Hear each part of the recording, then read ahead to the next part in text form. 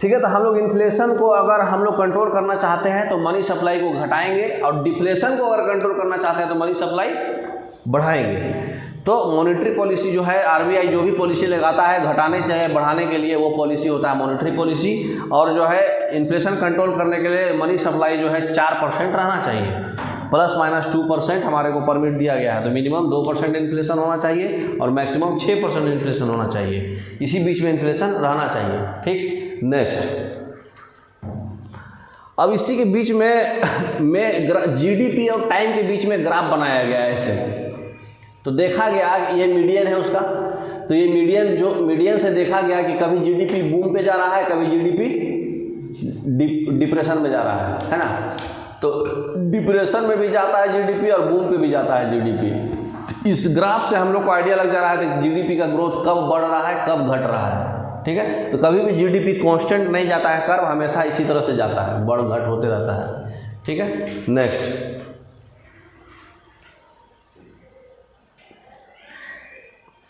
अब देखिए monetary policy क्या क्या होता है। ठीक है, मॉनेटरी पॉलिसी के लिए आरबीआई जो है एक टेक्निकल एडवाइजर रखा है, मॉनेटरी पॉलिसी कमेटी बनाया है जिसमें 6 मेंबर होते हैं। मॉनेटरी पॉलिसी कमेटी में 6 मेंबर होते हैं, जिसमें 3 आरबीआई से रहते हैं और 3 गवर्नमेंट ऑफ इंडिया से रहता है। जो आरबीआई से 3 रहता है उसमें एक होता है आरबीआई का गवर्नर। कौन है अभी आरबीआई गवर्नर? शक्तिकांत दास। ठीक है, और एक होता है आरबीआई का गवर्नर, टोटल होता है 1, लेकिन आरबीआई के पास 4 डिप्टी गवर्नर होता है। ठीक है, 4 डिप्टी गवर्नर में से एक डिप्टी गवर्नर उसमें से चूज किया जाता है, वो आरबीआई चूज करके बता देगा मीटिंग करके। तो आरबीआई जो है एक डिप्टी गवर्नर रहता है। तो आरबीआई का 2 मेंबर तो फिक्स है, एक गवर्नर होगा, एक डिप्टी गवर्नर होगा, और एक आरबीआई खुद अपने ऑफिस से चूज करके ऑफिसर अपॉइंट करता है। ठीक है, कोई ऑफिसर ही रैंक आदमी होगा। तो 3 मेंबर होता है आरबीआई का, 3 होता है गवर्नमेंट ऑफ इंडिया का। ठीक है, ये जो है फाइनेंस सेक्रेटरी अपॉइंट करता है, वो चयन करके बताता है। एक्चुअली फाइनेंस डिपार्टमेंट में फाइनेंस जो वित्त का जो सचिव होता है, जो मतलब फाइनेंस में आईआरएस जो क्वालिफाई करके जाता है, तो जैसे हम लोग जो आईएएस क्वालिफाई करता है वो डीएम बनता है, बनते बनते बनते प्रधान सचिव बनता है। उसी तरह से जो फाइनेंस डिपार्टमेंट में आईआरएस बनता है, इंडियन रेवेन्यू सर्विस, वो बनते बनते बनते सबसे लास्ट पोस्ट होता है उसका वित्त सचिव, फाइनेंस सेक्रेटरी। मैंने फाइनेंस में सबसे ऊंचा पद, मतलब एग्जाम देके बिना पॉलिटिक्स वाला। ठीक है, तो फाइनेंस सेक्रेटरी डिसाइड करता है कि गवर्नमेंट ऑफ इंडिया से कौन 3 आदमी होगा।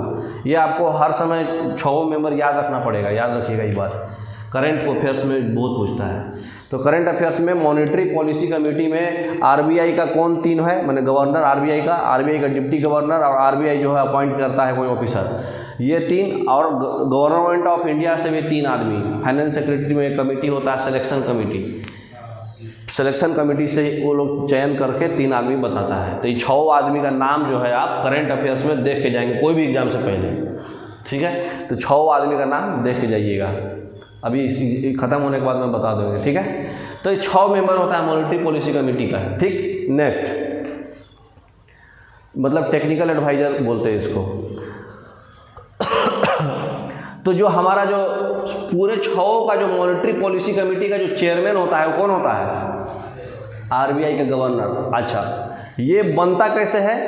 ये जो मतलब कोई भी डिसीजन लिया जाता है तो 6 आदमी का वोट दिया जाता है। मतलब किसी के इसके माइंड में बोला कि अरे भाई रेपो रेट 10% कर दिया जाए, अब इसके माइंड में क्या बोल रहा है कि 6 लोग को जो है डिस्कशन होता है, डिस्कशन होने के बाद वोट होता है, उसके बाद डिसीजन होता है कि हाँ रेपो रेट इतना कर दिया जाए, बैंक रेट इतना कर दिया जाए। मतलब पॉलिसी जो भी बनेगा 6 लोगों के सहमति से वोट पे होगा। लेकिन अगर ऐसा सिचुएशन आ गया भाई 3 को ई है, 3 को ई है, गवर्नमेंट ऑफ इंडिया का 3 आदमी है, आरबीआई के 3 आदमी है, तीनों आदमी का मान लो क्लैश कर गया, तो जब क्लैश कर जाएगा तो कास्टिंग वोट कौन देगा? आरबीआई गवर्नर कास्टिंग वोट वो देगा, या तो दोबारा करा दे या नहीं तो फिर कास्टिंग वोट दे करके वो दे सकता है। ठीक है, तो ये भी एग्जाम में आता है, ध्यान रखिएगा। ठीक है, नेक्स्ट,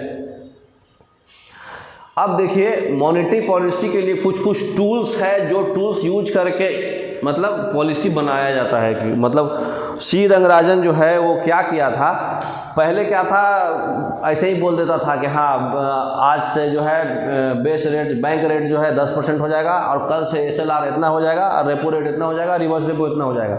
लोग गरियाने लगता था, RBI वाले कुछ भी कर रहे हैं, ऐसे कर रहे हैं, वैसे कर रहे हैं। तो सी रंगराजन क्या किया कि ट्रांसपेरेंसी करने के लिए ये सब चीज़ जो है अब ओपन कर दिया कि भाई आदमी मतलब RBI क्यों ऐसा कर रहा है, RBI क्यों बैंक रेट बढ़ा रहा है, RBI क्यों रेपो रेट बढ़ा रहा है ना, आखिर क्या चीज़ कंट्रोल करना चाहता है वो। ठीक है, तो आज हम लोग जो है 2 टूल्स है इसका, एक क्वांटिटेटिव टूल्स है, एक क्वालिटेटिव टूल्स है। तो क्वांटिटेटिव टूल्स में टोटल जो है 6 टूल्स हैं, बैंक रेट, बैंक दर, repo rate, reverse repo rate, cash reserve ratio, statutory liquidity ratio और ओपन मार्केट ऑपरेशन। ठीक है, नेक्स्ट क्वालिटेटिव में देख लीजिए, इस सबको समझना है फिजिकली आपको। क्वालिटेटिव टूल्स में जो है गुणात्मक टूल्स जो सिर्फ क्वालिटी से पता चलेगा, margin requirement, credit rationing, moral suasion और डायरेक्ट एक्शन। 4 हो गया, तो इधर 4 है, इधर 6, टोटल 10 टूल है RBI के पास जो पॉलिसी बनाता है। वो कुछ भी कौन कितना होगा वो RBI यही 10 टूल पर डिसाइड करके करेगा। अब 10 को हमको समझना है अच्छे से, ये 10 अच्छे से समझ गए तो बैंक खत्म। ठीक है, नेक्स्ट तो देखिए बैंक रेट क्या होता है। बैंक रेट जो है RBI कमर्शियल बैंक किसको बोलते हैं, जो लोगों का बैंक है। RBI बैंक का बैंक है, RBI डायरेक्ट लोगों से कनेक्टेड नहीं है, डायरेक्ट लोगों से कनेक्टेड कौन है, कमर्शियल बैंक। तो RBI जो है कमर्शियल बैंक को लोन देती है। अगर वो लोन 90 दिन से ज़्यादा का लॉन्ग टर्म है, बोले तो 90 दिन से ज़्यादा, 90 डे से ज़्यादा, 3 मंथ से ज़्यादा का लोन दे रही है, तो वो जिस रेट ऑफ इंटरेस्ट से RBI बैंक को देगी वो इंटरेस्ट जो होता है उसको बोलते हैं bank rate. Long term 90 days से ज़्यादा वाला RBI बैंक को जितना रेट ऑफ इंटरेस्ट से लोन दे रही है, 90 डेज से ज़्यादा का चुकाने का टाइम पीरियड है उसमें, तो वो जो रेट ऑफ इंटरेस्ट होता है उसको बोलते हैं बैंक रेट। तो यहाँ लिखा हुआ है rate at which RBI lend money to other commercial banks for a long term basis. कितना, 90 डेज से ज़्यादा।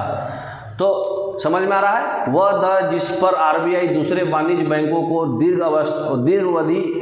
दीर्घा अवधि ऋण प्रदान करता है। मतलब RBI जो है बैंक को लोन दे रहा है, ठीक है, लैंड मनी है, ले नहीं रहा है, दे रहा है, तो बैंक को लोन दे रहा है जिस रेट ऑफ इंटरेस्ट से 90 डे से ज़्यादा वाला बैंक रेट होता है। समझ में आ गया।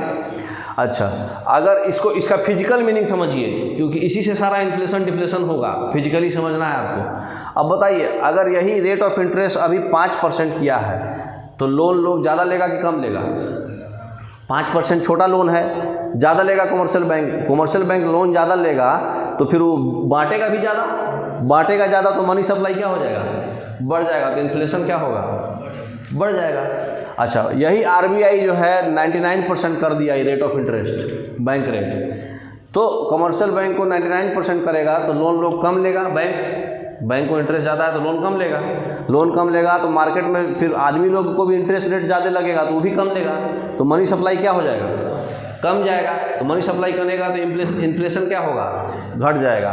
तो आपको ये सब चीज़ खुदे समझना है, एग्जाम में डायरेक्ट आएगा कि बैंक रेट जो है बढ़ा दिया तो इन्फ्लेशन पे क्या फ़र्क पड़ेगा, बढ़ेगा घटेगा कांस्टेंट रहेगा, तो ये चीज़ तुमको फिजिकली आपको समझ के करना है। तो जब तक ले आप ये बैंक रेट का मीनिंग नहीं समझ पाइएगा तो इस पर चर्चा कुछ आपके माइंड में जाएगा ही नहीं। समझ में आ रहा? नेक्स्ट, हाँ नेक्स्ट। अब यही चीज़ लॉन्ग टर्म को हटा के शॉर्ट टर्म कर दिया, माने 90 दिन से कम वाला समय, तो वही रेट ऑफ इंटरेस्ट को बोलते हैं रेपो रेट। रेपो रेट भी RBI देता है कमर्शियल बैंक को, लेकिन 90 डेज से कम वाला लोन, जो लोन RBI कमर्शियल बैंक को दे रहा है 90 डेज से कम दिन के लिए, वो लोन को बोलते हैं रेपो रेट। समझ में आ रहा पैसा? तो rate at which RBI lend money to other commercial banks for a short term basis, मतलब 90 डेज से कम वाला, जो शॉर्ट टर्म बेसिस पे जो RBI पैसा दे रहा है बैंक को, जिस रेट से लेगा वो रेपो रेट होगा। ठीक है, तो ये भी, इसको पॉलिसी रेट भी बोलते हैं, रेपो रेट को एग्जाम में पूछता है। तो रेपो रेट बढ़ेगा तो इन्फ्लेशन बढ़ेगा कि घटेगा? सेम है, बैंक के रेट की जैसा बिहेव करेगा ये भी, है ना। कि भी ये भी बैंक के रेट है, रेपो रेट खाली शॉर्ट टर्म के लिए है, बैंक रेट लॉन्ग टर्म के लिए है। नेक्स्ट, अच्छा अब एक होता है रिवर्स रेपो रेट। कभी कभी क्या होता है, आरबीआई को बोरो कर जाना पड़ता है, आरबीआई लेंड कर रहा है, दे रहा है तो रेपो रेट, अगर कॉमर्शियल बैंक से लेगा तो क्या होगा? Reverse repo rate. मतलब कॉमर्शियल बैंक इसको लोन देगा आरबीआई को शॉर्ट टर्म के लिए, लॉन्ग टर्म के लिए कॉमर्शियल बैंक तो रेट देता ही नहीं है। अगर कॉमर्शियल बैंक इसको दे रहा, मतलब एसबीआई से बैंक लिया, एसबीआई से पैसा लिया आरबीआई, तो बैंक से ये ले रहा है, देखिए एरो इधर है, समझ रहे, मतलब बोरो हो रहा है, तो बोरो होगा शॉर्ट टर्म के लिए, तो उसको बोलते हैं रिवर्स रेपो रेट। ये हमेशा कम होगा, क्योंकि बाप है ना जी, बाप को तो सस्ता देना पड़ेगा। बाप बेटा को महंगा देगा, लेकिन बेटा से लोन लेना होगा तो सस्ते में देगा, ठीक है ना। तो हमेशा रेपो रेट जो है रिवर्स रेपो रेट से ज़्यादा रहेगा, रेपो रेट हमेशा ज़्यादा रहेगा, ये रिवर्स रेपो रेट हमेशा कम रहेगा। अब बताइए, रिवर्स रेटो मतलब rate at which RBI borrows from other commercial banks for a short term, समझ में आ रहा है, clear cut. Reverse repo rate बढ़ेगा तो क्या होगा, कमर्शियल बैंक जो है रेट ऑफ इंटरेस्ट बढ़ा देगा आरबीआई को, तो क्या फ़र्क पड़ेगा, आरबीआई लोन नहीं लेगा, आरबीआई लोन नहीं लेगा तो वापस फिर इसको देगा, दगाबाजी होगा। तो जब आरबीआई लोन नहीं ले पाएगा तो पैसे का, मार्केट में पैसे का कमी होगा कि क्या होगा, कैसे कमी होगा, पैसा आरबीआई नहीं ले रहा है तो बैंक के पास पैसा बहुत रह रहा है ना, बैंक के पास पैसा ज़्यादा है, पैसा नहीं लिया ना वो, तो बैंक के पास पैसा का कमी नहीं हुआ ना, तो फिर मनी सप्लाई बढ़ेगा कि घटेगा? हाँ, अच्छा अगर इंटरेस्ट रेट बढ़ा दिया, रिवर्स रेपो रेट बढ़ा दिया, तब क्या होगा? हाँ, रिवर्स रेपो रेट बढ़ा दिया तो ये कम पैसा लेगा, है, इसका मतलब इसका पैसा बचेगा, पैसा बचेगा तो मनी सप्लाई मार्केट में बढ़ जाएगा, तो क्या होगा, इन्फ्लेशन बढ़ जाएगा। तो रिवर्स रेपो रेट बढ़ने से भी इन्फ्लेशन बढ़ जाता है कि नहीं? हाँ, नेक्स्ट, अब है CRR, cash reserve ratio. Cash reserve ratio क्या होता है, कॉमर्शियल बैंक है या ये घर है, जैसे ही मान लीजिए आप हैं या आपके मम्मी पापा हैं, मम्मी पापा आपको नया नया नौकरी लगा, उछल के खर्चा करिएगा, तो आपको मम्मी पापा बोले कि भाई बेटा एक काम करो, मेरे पास जो है जितना भी तुम्हारा सैलरी आ रहा है उसका 4% अमाउंट जो है हमारे पास जो है एक तिजोरी में रख दो, कैश, जितना भी तुमको सैलरी मिल रहा है एटीएम से जाओ निकालो और 4% हमारी तिजोरी में रख दो, ठीक है। और बाद में ये भी बोले मम्मी पापा कि कुछ पैसा अपने तिजोरी में भी रख लेना। तो जो कमर्शियल बैंक कैश 4%, अभी 4% है ना सीआरआर, तो 4% अमाउंट जो है कमर्शियल बैंक जो है आरबीआई वाला उससे ले लेता है, उसके मम्मी पापा। तो कमर्शियल बैंक से जो भी डिपॉजिट पैसा आया है, लोग पैसा जमा करते हैं ना बैंक में, तो 4% cash amount, cash hard cash दम पैसा नोट वाला, वो अमाउंट जो है आरबीआई अपने बक्सा में रखता है। तो वो अमाउंट जो अपने बक्सा में रखता है कमर्शियल बैंक से लेके, मतलब 100 रुपया इसके पास है तो 96 रुपया ही मार्केट में घुमा कर सकता है, 4 रुपया इसको आरबीआई को देना है। तो ये जो 4 रुपया आरबीआई को डिपॉजिट की तरह जमा करके रखता है कैश के फॉर्मेट में, इसको बोलते हैं कैश रिजर्व रेशियो। नाम से ही सब है, ये कैश रिजर्व रखा है, आरबीआई रखा है। अच्छा, अब इसी को फिजिकल मीनिंग समझो, अगर जो है ये डिपॉजिट जो है 4% के बदले 99% कर देता तो क्या मार्केट में क्या फ़र्क पड़ता? बैंक के पास कितना पैसा रहता? 1 रुपया। मार्केट सप्लाई में मनी जो है क्या हो जाता? कम जाता। मनी कम जाता तो इन्फ्लेशन घट जाता। मनी सप्लाई से डायरेक्ट है इन्फ्लेशन। और वही अगर जो है 1% कर देता, ये कमा देता, सीआरआर को कमा देता, तो सीआरआर अगर कमा दिया तो इसके पास 99 रुपये हुआ, मतलब मनी सप्लाई बढ़ जाएगा तो इन्फ्लेशन बढ़ जाएगा। तो हर एक चीज़ से बढ़ेगा घटेगा क्या होगा आपको खुद समझ जाना है, फिजिकली समझ जाएंगे तो समझ जाएंगे। अब एक चीज़ क्या है तो ये समझ गए, cash reserve ratio is the amount of money that a bank has to keep with RBI in the form of cash, cash के फॉर्मेट में, बाकी कोई अमाउंट नहीं, गोल्ड और बाकी लहसुन कुछ भी नहीं, ठीक है, कैश के फॉर्मेट में। नेक्स्ट,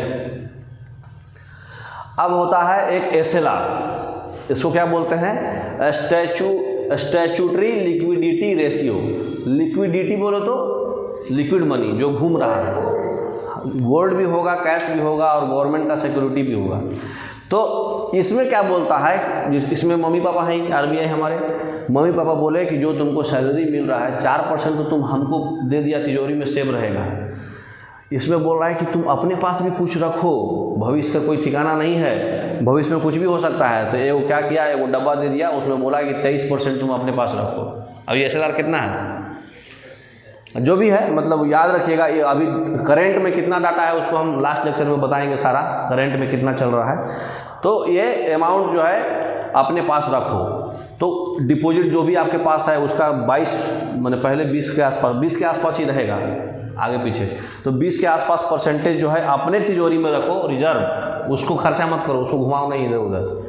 तो वो जो मनी है, या तो तुम कैश तुम्हारे पास कम है तो गोल्ड के फॉर्मेट में रखो। गवर्नमेंट का जो सिक्योरिटी मिलता है, गवर्नमेंट का मनी का सिक्योरिटी कागज़ पे मिलता है, तो गवर्नमेंट का जो कागज़ वाला सरकारी प्रतिभूति मिलता है वो रखो। तो ये 3 फॉर्मेट में, उसमें खाली कैश था, इसमें कैश में गोल्ड सिक्योरिटी और गवर्नमेंट सिक्योरिटी, मतलब CGS फॉर्मेट में रखाएगा SLR, ठीक है, छत्तीसगढ़ CGS, ठीक है। तो गवर्नमेंट सिक्योरिटी में 20 से 22% मतलब अपने पास रखना है डिपॉजिट, उसके बाद ही बाकी अमाउंट को खर्चा करना है। तो ये क्या हुआ, SLR जो है स्टैच्यूटरी लिक्विडिटी रेशियो जो होता है, ये इतना अमाउंट ऑफ मनी है जो बैंक अपने पास खुद रखता है इन the form of cash, gold और गवर्नमेंट सिक्योरिटी। ठीक है, क्लियर कट है, समझ में आ रहा। नेक्स्ट अब है OMO समझने के लिए आपको प्रैक्टिकल एग्जांपल समझना पड़ेगा।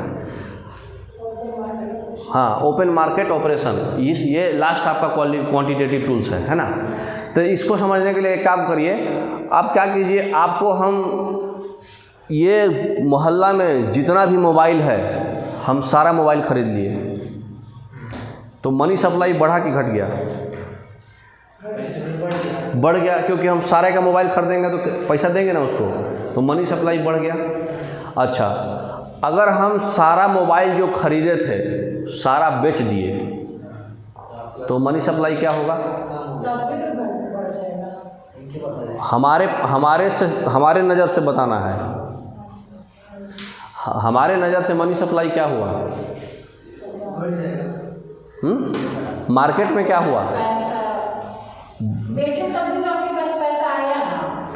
हम सब का खरीदे थे अकेले, तो सब का खरीदे थे तो हम सबको कुछ ना कुछ पैसा दिए थे, और हम बेच रहे हैं अलग अलग सबको, तो हम बेच रहे हैं तो पैसा तो हम ले लिए ना, उसके पास तो मोबाइल मिला। मार्केट में पैसा आया कि नहीं? हमको मार्केट से कंसीडर करना है। मार्केट में क्या हुआ? अगर हम सारा मोबाइल खरीद लिए तो मार्केट में बहुत पैसा आया, लेकिन अगर सारा मोबाइल हम बेचेंगे तो सब पैसा तो हमको आ जाएगा, मार्केट में पैसा नहीं में आएगा कुछ भी। मार्केट में पैसा का कमी हुआ कि नहीं है? तो वही चीज़ इसको समझना है। गवर्नमेंट से जैसे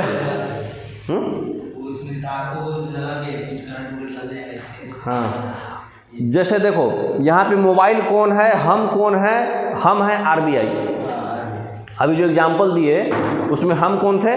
जो मोबाइल सबका खरीद रहे थे, RBI। और मोबाइल क्या था?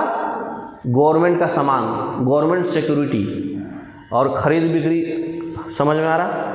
तो हम मोबाइल खरीद रहे हैं, माने हम गवर्नमेंट सिक्योरिटी खरीद रहे हैं, तो मनी सप्लाई मार्केट में क्या होगा? बढ़ेगा, क्योंकि हम पैसा वितरण कर रहे हैं। तो buying and selling of government security by the RBI open market operation कहलाता है। मतलब अगर खरीदेगा RBI गवर्नमेंट सिक्योरिटी को तो क्या होगा? मनी सप्लाई बढ़ेगा, पैसा देगा वो। और सेलिंग ऑफ गवर्नमेंट सिक्योरिटी होगा तो क्या होगा? मनी सप्लाई घट जाएगा। एक एक में दिमाग लगाना, दूसरा में मत खपाना। एगो समझ गया तो दूसरा ऑटोमेटिक उल्टा ही होगा। ठीक है, तो buying and selling of government security जो RBI के द्वारा होता है उसको बोलते हैं ओपन मार्केट ऑपरेशन। ठीक है, तो ऑपरेशन ट्विस्ट चला था, उसमें जो है ओपन मार्केटिंग ऑपरेशन बढ़ा दिया गया था बहुत। नेक्स्ट, तो 6 क्वांटिटेटिव टूल समझ में आ गया।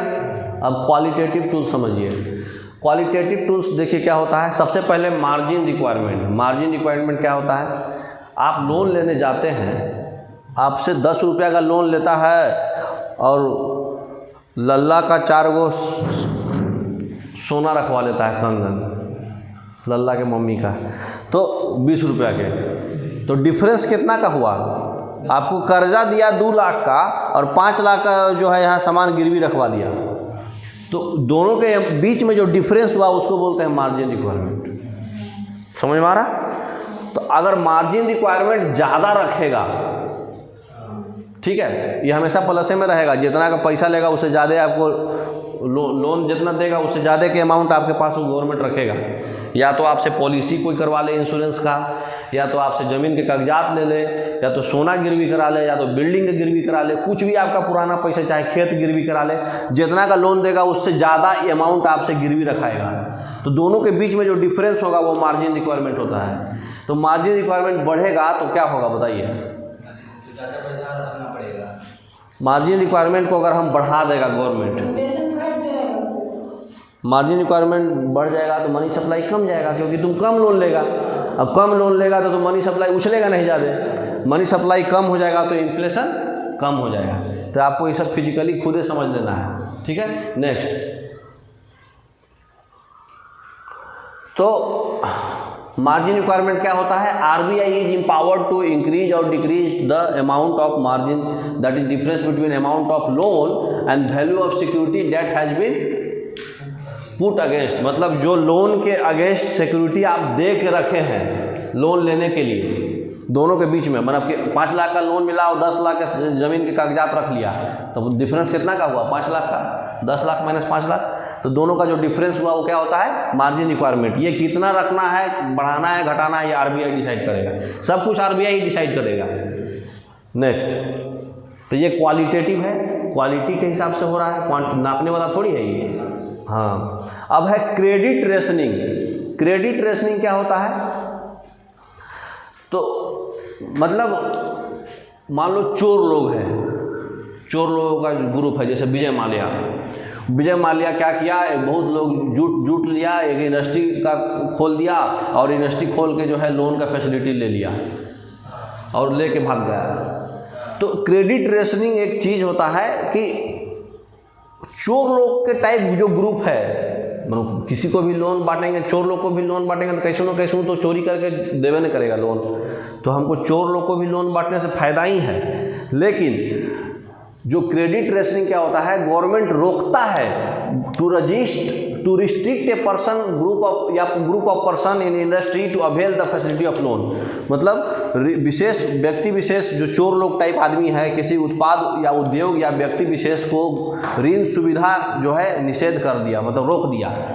तो मतलब चोर लोगों को, जैसे विजय माल्या जैसा आदमी, ताकि जो है बैंक जो है नुकसान में ना जाए।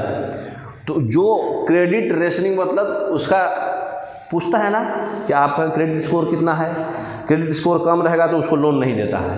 तो ये जो रोकता है, जो रिस्ट्रिक्शंस है, वो रिस्ट्रिक्शंस को बोलते हैं क्रेडिट रेशनिंग। समझ में आ रहा बात। तो जो रिस्ट्रिक्शंस है पर्सन या ग्रुप ऑफ पर्सन्स को, इंडस्ट्री को जो लोन नहीं मिल पा रहा है, जो रिस्ट्रिक्शन लगाया जा रहा है लोन लेने का, वो रिस्ट्रिक्शंस को बोलते हैं क्रेडिट रेशनिंग। मतलब आपके क्रेडिट स्कोर कैसा है उसके हिसाब से आपको लोन मिलेगा, ठीक है। तो ये फायदेमंद है कि घाटेमंद है,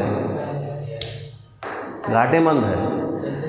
बैंक को घाटा हो रहा ना इससे, लोन लोग, हाँ, मतलब भले ही चोर लोग हैं तो चोर लोग भी तो भाई पैसा ना कहीं से दूसरा बैंक चुरा के तुमको दे देगा, तुमको तो फायदा होगा ना, है। हाँ, तो मतलब ये इससे मनी सप्लाई क्या हो रहा है, हमारा कम हो रहा है। तो मनी सप्लाई कम हो रहा है तो इन्फ्लेशन भी कमेगा, तो क्रेडिट रेशनिंग से हमारा मनी सप्लाई कमेगा, है ना। बैंक को नेक्स्ट, तो ये होता है क्रेडिट रेशनिंग, समझ गए। नेक्स्ट, तो क्रेडिट रेशनिंग समझ में आ गया। टू रिस्ट्रिक्ट से person group of persons industry to avail the facility of loan. जो रिस्ट्रिक्शन है वो है ना, आपका क्रेडिट स्कोर खराब है तो आपको रेशनिंग करना होगा। अब है मोरल सुएशन। मोरल सुएशन मतलब कि नैतिकता दबाव पर आपको लोन दे दिया जाए। आपका क्रेडिट स्कोर खराब है लेकिन आपका हालात बहुत ही ख़राब है, बैंक का ऑनर चाहे बैंक का मैनेजर जानता है कि हाँ ये सामने वाला इंसान मतलब इंसानियत है इसमें, लेकिन सामने वाला इंसान जो है अभी क्रेडिट किसी का क्रेडिट स्कोर चोर नहीं होता, वो हालात ख़राब होता है उसका।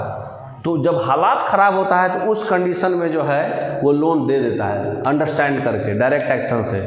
ठीक है, एक तो पनिशेबल एक्शन होता है, एक डायरेक्ट एक्शन होता है। तो डायरेक्ट दबाव अगर हो रहा है कोई ऑफिसर मतलब ऊपर वाले से, तो लोन समझ के दे दिया।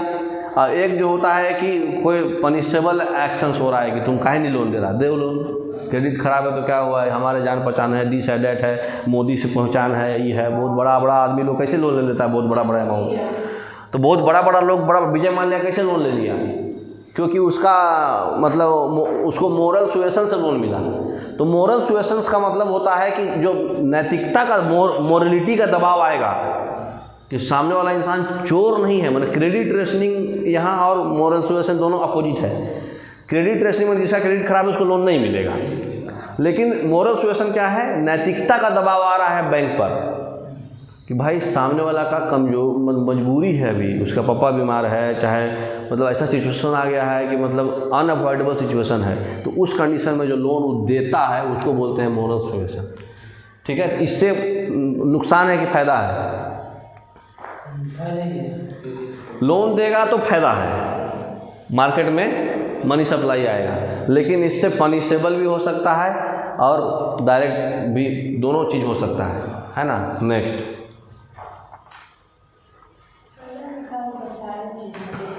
समझ में आ गया?